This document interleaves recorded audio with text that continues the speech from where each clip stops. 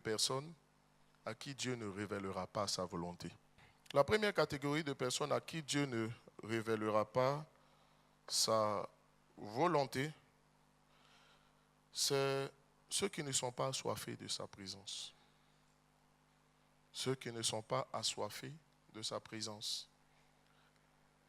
Vous savez, je le dis souvent en prenant une image, vous pouvez ne pas être à mesure de capter sur votre radio, sur votre transistor ou je ne sais plus quoi, la radio Fréquence Vie qui se trouve sur les 89.4 FM, mais ça ne veut pas dire que Fréquence Vie n'émet pas. Alléluia.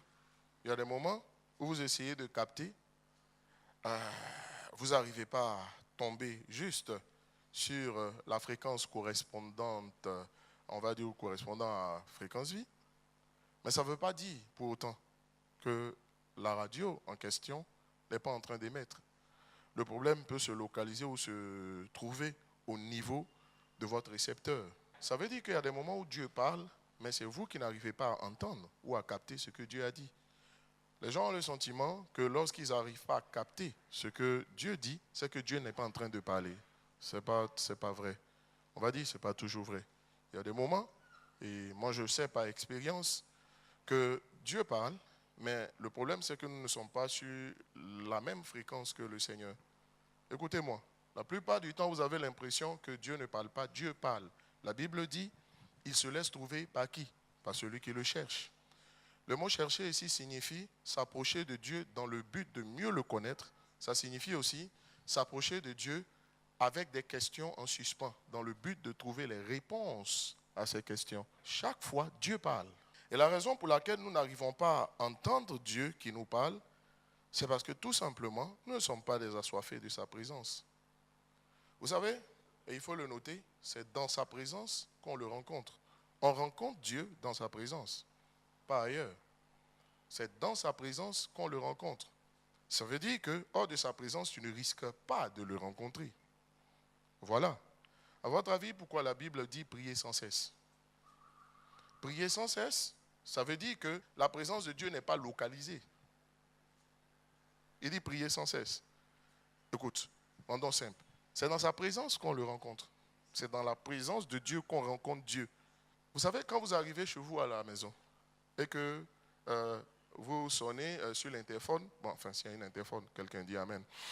Vous appuyez sur l'interphone ou bien la sonnerie, peu m'importe, même si c'est une porte que vous tapez, toc, toc, toc. En Côte d'Ivoire, on dit coc, coc, coc, sinon on dit toc, toc, toc. Quelqu'un vous dit, c'est qui? Quand il dit c'est qui, tu dis c'est moi. C'est toi comment? Moi là, c'est le nom de quelqu'un. Ça veut dire que c'est moi là. Si c'est moi qui suis devant chez toi, je vais dire c'est moi. C'est bizarre, c'est inscrit en nous. Mais pourquoi est-ce qu'on ne prend pas le soin de dire notre nom, sachant bien que la personne qui est là, quand ce n'est pas chez nous, n'est pas censée connaître notre voix? On demande c'est qui? Tu dis c'est moi. On dit toi qui? Tu dis moi Paul. Tu aurais pu le dire au premier coup. Mais en réalité, quand c'est chez vous et qu'on vous demande c'est qui et que vous dites c'est moi, c'est parce que dans votre entendement, les gens sont si familiers à votre voix que vous n'avez pas besoin de décliner votre identité parce que votre voix parle de votre identité. C'est la familiarité avec une voix qui permet de reconnaître la voix. C'est la proximité avec une personne. C'est l'intimité avec une personne qui permet de savoir que c'est telle personne qui vous parle. Tu n'enseignes pas à ton enfant à savoir quelle est ta voix. Et puis tu dis, mon fils, viens t'asseoir. Voici les caractéristiques de ma voix. Ma voix, elle résonne comme ci, elle résonne comme ça. C'est trop compliqué. La proximité avec toi va lui permettre de savoir quand c'est toi qui parles ou quand c'est pas toi qui parles. Si quelqu'un n'arrive pas à reconnaître la voix de son papa ou de son mari, ou bien de son frère, ou de sa sœur, franchement, c'est que ce n'est pas son frère. Et donc, je suis en train de parler de l'habitude. C'est cette intimité que tu as avec quelqu'un, la proximité que tu as avec quelqu'un qui te permet de savoir que c'est lui qui te parle. Souvent, tu entends des gens dire, mais Seigneur, est-ce que c'est vraiment toi qui me parles? Tu sais quoi? Je crois que si tu es vraiment habitué et que tu es un assoiffé de la présence de Dieu, que tu es vraiment habitué à la présence de Dieu, quand c'est Dieu qui te parle, tu sauras. Quand c'est Satan qui te parle, tu sauras. Quand c'est un ange déguisé qui te parle, parce que le mystère aussi, c'est que tu peux entendre la voix de Jacob et puis toucher la peau d'Ésaü. Ça dit, Satan souvent vient prendre la voix comme si c'était la voix de Dieu. Oui. La proximité avec Dieu, l'intimité avec Dieu, la soif que vous avez de la présence du Seigneur va vous aider à recevoir la voix de Dieu va emmener Dieu à vous révéler sa volonté lorsque vous priez Dieu. Vous savez, il y a des gens qui veulent entendre, ils veulent que Dieu leur révèle sa volonté, mais ils passent, on va dire, 1 jour sur 7 dans la présence de Dieu. Ce n'est pas sérieux. 1 jour sur 7 dans la présence de Dieu, et puis tu veux que, parce que c'est chaud sur toi, parce que tu as un vrai problème, là, il doit te parler. Non, vous n'êtes pas proche. Vous n'êtes pas proche. Tu sais, quand c'est le cas, tu vas chercher un pasteur, tu vas chercher un prophète qui va devoir te parler, parce que lui, au moins, il est familier à la voix de Dieu. Et une des choses qui me marque, c'est que vous allez remarquer que c'est pas Zacharie, c'est quand il était dans la présence de Dieu qu'il a reçu le réma au sujet de Jean le Baptiste. C'est dans la présence de Dieu, c'est pas ailleurs. C'est dans la présence de Dieu. La Bible dit, selon sa classe, il était de service. À l'époque, on tirait au sort en fonction des différentes classes, et c'est tombé sur la classe de Zacharie. Et quand c'est tombé sur sa classe, finalement, c'est lui qui a été choisi. Et comme c'est lui qui a été choisi, n'est-ce pas, la Bible nous dit qu'il s'est retrouvé dans la présence de Dieu. C'est pendant qu'il était dans cette présence de Dieu que la parole du Seigneur est venue. Tu veux que la parole du Seigneur concernant ta vie vienne? C'est dans la présence de Dieu et nulle part ailleurs. Et nulle part ailleurs. Et moi, j'ai remarqué une chose. Vous n'avez pas besoin d'avoir un problème pour interroger Dieu pour qu'il vous dise qu'est-ce qu'il va faire. Quand vous êtes familier à la présence de Dieu, même des choses que vous n'avez pas demandées, Dieu n'a-t-il pas dit, je ne détruirai pas Sodome et Gomorrhe sans en parler à mon ami? Ami égale intimité. Ami égale consécration. Il dit, donc quand tu vois, quand tu es familier au Seigneur, tu es familier à Dieu parce que tu es assoiffé de sa présence, que tu passes du temps dans sa présence.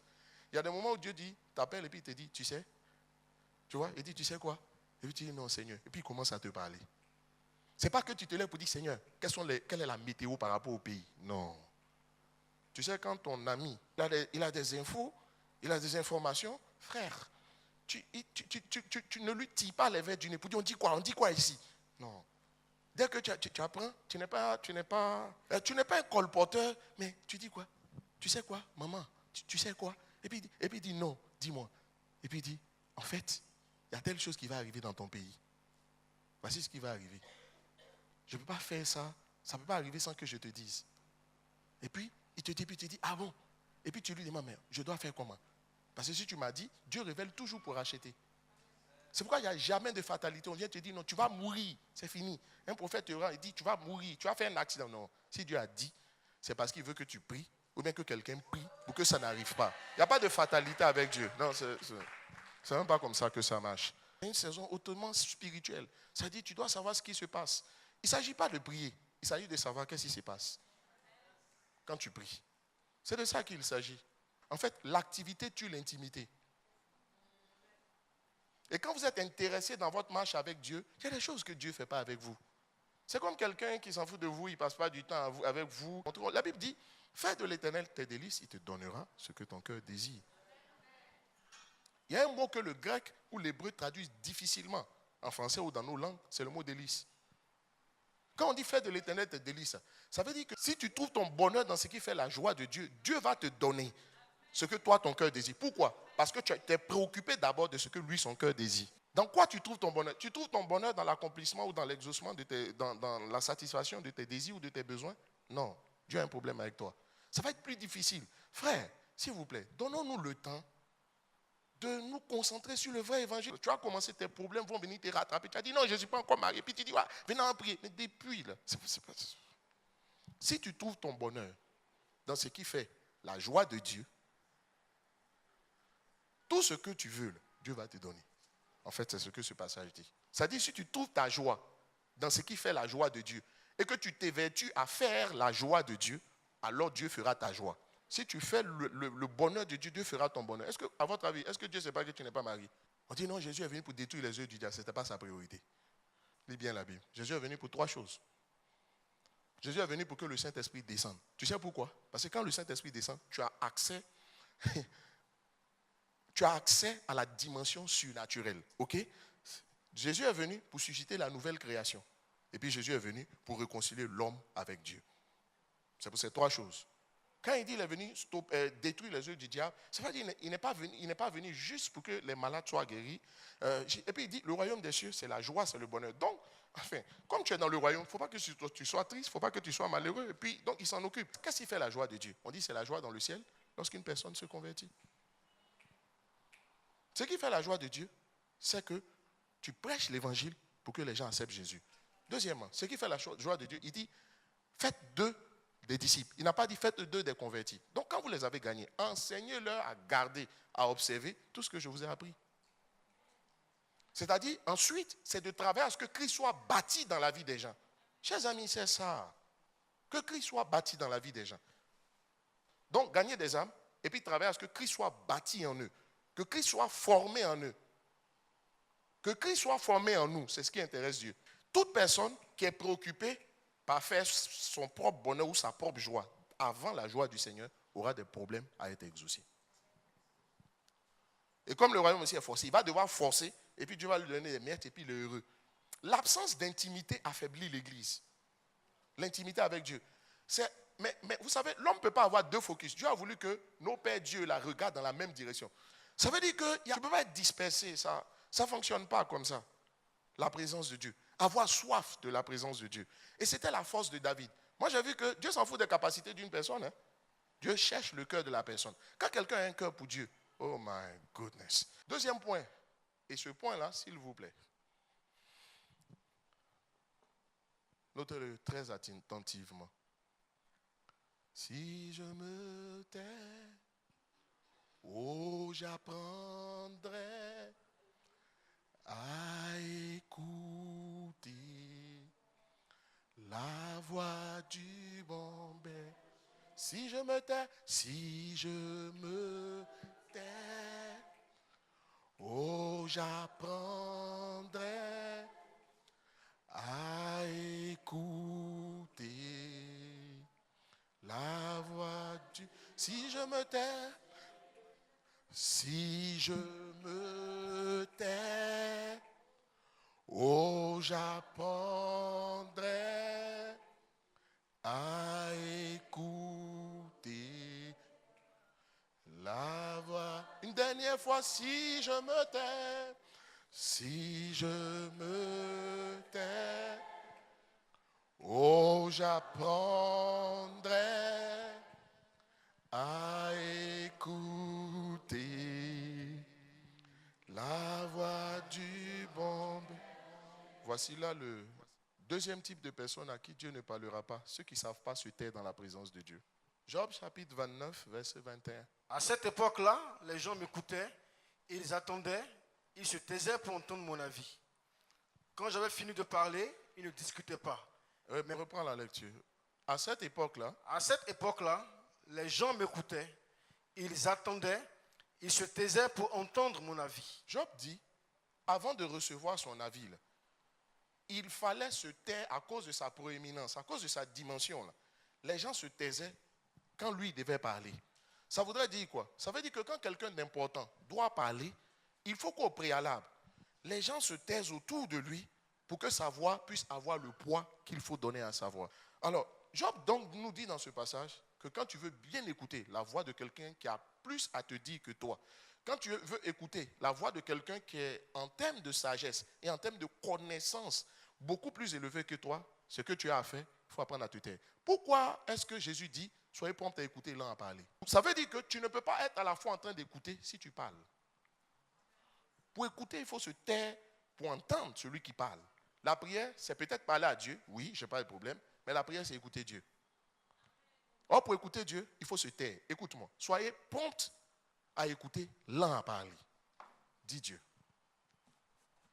Je vous lis un autre passage que vous allez comprendre. Matthieu chapitre 6, verset 7. Il dit, en priant, ne multipliez pas de vaines paroles, comme les païens, qui s'imaginent qu'à force de paroles, ils seront exaucés. C'est ce qu'il est en train de dire dans ce passage. Il dit, en priant, il faut réduire tes paroles. C'est ce qu'il dit. Il dit, ne multipliez pas les paroles. Il dit, réduis un peu tes paroles. Et vous savez pourquoi il faut réduire tes paroles? Parce que quand tu parles là, Dieu aussi, lui, veut te dire quelque chose sur la base de ce que tu lui as dit. Mais tu monopolises la parole. Quand tu es en face de quelqu'un qui a de bonnes manières, que tu parles, tout talkative guy, tu parles, tu t'étais pas. Quand il veut dire un seulement, tu alignes toi. Il dit diminuez un peu les paroles. Vous parlez trop. Nous parlons trop. Il dit diminue un peu les paroles. Il dit ne multipliez pas, ne multipliez pas. Parle, parle, parle, parle. Seigneur, mon mariage, Seigneur, mon voyage, Seigneur. Tu sais quoi? La prière, ce n'est pas une causerie. C'est dans la causerie, on parle de tout et de rien. Maintenant, écoutez ce que la version parole vivante dit. Tu vas comprendre. Il dit, quand vous priez, ne parlez pas sans arrêt, comme ceux qui ne connaissent pas Dieu. Ils croient que Dieu va les écouter parce qu'ils parlent beaucoup. Non. Oh. Non, on reprend la lecture. Quand vous priez, ne parlez pas sans arrêt, comme ceux qui ne connaissent pas Dieu. Voilà. Ils croient que Dieu va les écouter parce qu'ils parlent beaucoup. Donc Dieu est en train de nous dire que lorsque quelqu'un veut que Dieu lui révèle sa volonté, une des choses qu'il devra faire, apprenez à vous taire dans sa présence. Mais vous savez pourquoi vous devez savoir se taire dans la présence de Dieu. Savoir diminuer ses paroles. Se disposer pour mieux écouter. Parce qu'en fait, pour écouter, il faut se taire. Pour écouter, là, il faut se taire. Pour entendre, il faut se taire. Pour écouter, il faut se taire. Chers amis, la raison pour laquelle Dieu nous demande de parler peu, c'est parce que, en réalité, à un moment donné de ta prière, surtout quand tu veux que Dieu te parle, il faut apprendre à le contempler. Quand on contemple Dieu, ce ne sont pas des paroles. On dit, si quelqu'un en Christ, il a une nouvelle création. Les choses anciennes sont passées. Voici. Toutes choses sont devenues nouvelles. L'anglais utilise le mot behold. Le behold, ou le voici, c'est ce qui correspond à l'hébreu. C'est le grec qui correspond à l'hébreu contempler. Ça veut dire regarder voir avec les regards d'un voyant qui est en élévation extatique. C'est-à-dire, il est en extase. C'est-à-dire, c'est un voyant, un prophète voyant. Quand il regarde, il est en extase. C'est-à-dire, c'est pour avoir une révélation. Le synonyme, ça signifie aussi avoir des visions. Contempler, ça veut dire, c'est pas que vous regardez, vous dites, tu es joli. Hein? Tu dis, où est le réma? Tu dis, il y a quelque chose qui est au-delà du physique que je dois voir. Il y a quelque chose qui est au-delà de ce que je vois. Il y a une réalité que mes yeux physiques ne perçoivent pas. Donc, à force de contempler, c'est-à-dire quand tu contemples, maintenant la vision vient. Parce que contempler, shazar, c'est l'hébreu shazar, c'est le grec haïdou. Ça veut dire regarder pour voir quelque chose. Dans Cantique des Cantiques, le monsieur de Cantique des Cantiques, il contemplait. C'est pour ça qu'il peut te faire des descriptions. En réalité, quand tu contemples bien, souvent tu as envie de chanter un cantique. Donc, quand tu es dans la présence de Dieu, tu parles à Dieu, puis à un moment donné, tu restes dans le silence. C'est là que tu laisses ton adoration passer. C'est là que tu laisses le temps d'adoration. C'est là que tu peux fermer les yeux. C'est là que tu peux...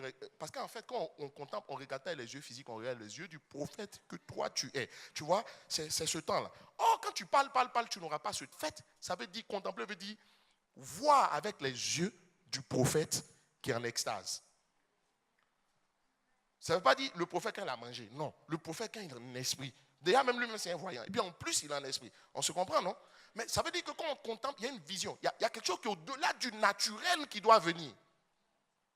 Je suis dans la présence de Dieu. Je parle. Je sais que ce n'est pas les multiples. Je prends mon cas. Je parle un peu à Dieu. Et puis je reste dans le silence. En fait, la raison pour laquelle on dit diminue tes paroles, parce que tu dois regarder. Regarde, si on lui demande, il n'y a qu'à dire ce qu'il y a dans son cœur, il va te sortir des paroles. Il va te sortir des paroles qui n'ont rien à voir avec ce que sa tête dit. Ça veut dire que quand tu es dans la présence de Dieu, qu'à un moment donné, tu sais te calmer. À un moment donné, tais-toi, parce que tu dois contempler Dieu. Et quand tu vas contempler, il y a des paroles même, il y a des cantiques. Il y a quelque chose qui ne vient pas humainement de toi, qui va sortir de toi, qui va amener Dieu à réagir. Regarde, la manière de regarder son épouse, à un moment donné, elle réagit, elle sourit. Tu dois diminuer tes paroles parce qu'il y a un temps où tu dois contempler Dieu. Parce que Dieu a quelque chose à te dire. En réalité, Dieu ne révélera pas sa volonté, si tu veux, à ceux qui ne se donnent pas le temps de le contempler quand ils sont dans sa présence. Psaume 27, verset 4. Je demande à l'Éternel une chose, que je désire ardemment. Je voudrais habiter toute ma vie dans la maison de l'Éternel.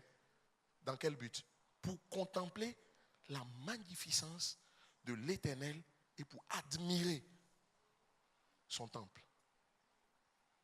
David dit, ce qu'il désire plus que tout, quand il est dans la présence de Dieu, ce n'est pas parler à Dieu, c'est le contempler. Il dit, il veut s'asseoir au pied du Seigneur, puis le contempler seulement. Ça dit, le chazar, le haïdou, le dévorer, je ne sais pas moi, du regard, fixer toute son attention sur Dieu. Pourquoi? Pour contempler la magnificence de l'Éternel et pour admirer son temple. Lis-moi la version parole vivante. Je demande une chose au Seigneur. Je cherche une seule chose. Habiter la maison du Seigneur tous les jours de ma vie. Là, je vais admirer sa beauté et le contempler dans son temple. Alléluia. Ma prière pour toi, c'est que cette prière de David soit ta prière. Regarde, David dans tout ça, entend ce psaume. David était poursuivi par ses ennemis. Ah oui? Vous ne connaissez pas l'histoire des psaumes de David? Il était poursuivi par ses ennemis. Toi, tu es poursuivi par tes ennemis. Ça veut dire quoi? La galère te poursuit. Le célibat te poursuit. Je ne sais pas moi. Je ne sais pas, quel chômage te poursuit. Au lieu de penser à ton chômage, c'est venir dire tu veux contempler Dieu. On a envie de dire, mais tu as un problème toi. Si, tu n'as pas de problème. En fait, David comprend que il veut regarder le Seigneur. Il veut fixer toute son attention sur le Seigneur pour ne pas avoir à regarder à lui-même. Dieu a quelque chose à lui dire. Vous savez, c'est dans ces moments-là que la parole de réconfort souvent que tu attends d'un homme, là, Dieu te la donne. C'est dans ce moment-là que, en fait, Dieu peut te dire, va te dire, lève-toi, voici ce qui va se passer. Puis il commence à te parler, tac, tac, tac, tac, tac, tac. Et puis, tu as accès aux choses auxquelles tu n'aurais pas eu accès. Qui va entendre la voix de Dieu? Revois ta manière de prier.